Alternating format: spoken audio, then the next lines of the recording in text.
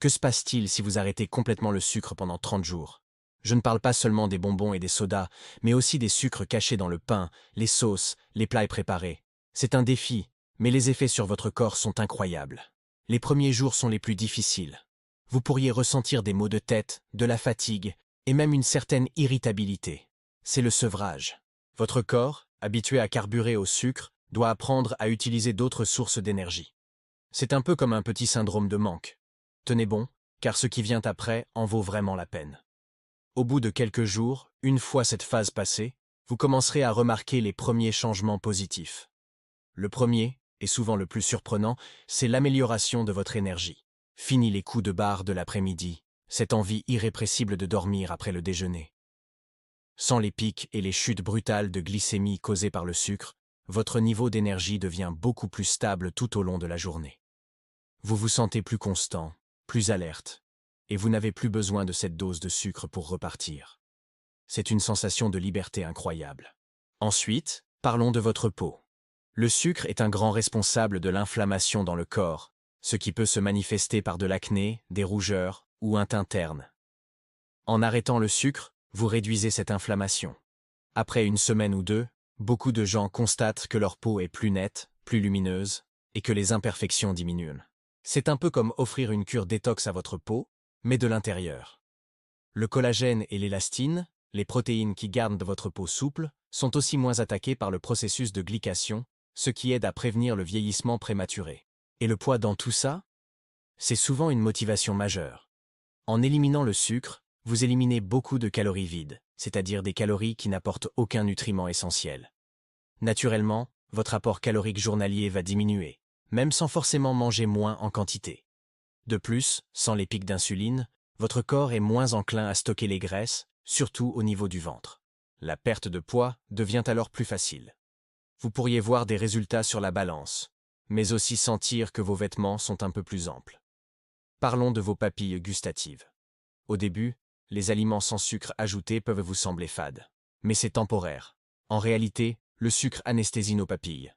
Après quelques semaines sans, elles se réinitialisent. Vous allez redécouvrir le vrai goût des aliments. Une fraise aura un goût incroyablement sucré. Une carotte vous semblera douce et délicieuse. C'est une expérience sensorielle fascinante qui vous reconnecte à une alimentation plus naturelle et vous fait apprécier la simplicité des saveurs authentiques. Vous n'aurez plus besoin de noyer vos plats sous des sauces sucrées pour y trouver du plaisir. Votre sommeil va aussi s'améliorer. Le sucre peut perturber les hormones régulant le sommeil. Le consommer, surtout le soir, peut entraîner un sommeil agité et des réveils nocturnes. En l'arrêtant, vous favorisez un sommeil plus profond et plus réparateur. Vous vous réveillerez en vous sentant vraiment reposé, et non plus fatigué comme si vous n'aviez pas dormi. Cette amélioration du sommeil a un effet boule de neige positif sur votre humeur, votre concentration et votre énergie pour la journée suivante. Et qu'en est-il de votre cerveau? Le sucre crée une dépendance en activant les circuits de la récompense dans notre cerveau, de la même manière que certaines drogues. En vous sevrant, vous cassez ce cycle. Au début, c'est dur, avec des envies fortes, le fameux craving. Mais après quelques semaines, ces envies diminuent drastiquement. Vous reprenez le contrôle. Vous ne serez plus esclave de vos pulsions sucrées. Mentalement, beaucoup de gens rapportent une meilleure clarté d'esprit, une meilleure concentration et moins de brouillard mental. Vous pensez plus clairement et plus rapidement. Sur le plan de la santé à long terme, les bénéfices sont encore plus importants. En arrêtant le sucre, vous réduisez considérablement vos risques de développer des maladies chroniques comme le diabète de type 2, les maladies cardiovasculaires et même certains types de cancers. Vous baissez votre tension artérielle, améliorez votre profil lipidique en réduisant les triglycérides et diminuez l'inflammation générale dans votre corps, qui est un facteur de risque pour de nombreuses pathologies. C'est un des investissements les plus rentables que vous puissiez faire pour votre santé future. Alors, comment faire concrètement? La première étape est de traquer les sucres cachés. Lisez les étiquettes. Vous serez surpris de voir où ils se cachent. Dans les soupes industrielles, les vinaigrettes, le jambon, les yaourts aux fruits. Privilégiez les aliments bruts, non transformés. Cuisinez le plus possible vous-même pour maîtriser ce que vous mettez dans votre assiette. Remplacez les sodas et les jus par de l'eau, des infusions ou de l'eau aromatisée avec des fruits frais. Pour les envies de sucré, tournez-vous vers un fruit entier, une poignée d'amandes ou un carré de chocolat noir à plus de 85%. la clé est la préparation. Anticipez vos repas et vos collations pour ne pas être pris au dépourvu et céder à la facilité d'un produit sucré. Faites des réserves d'encas sains.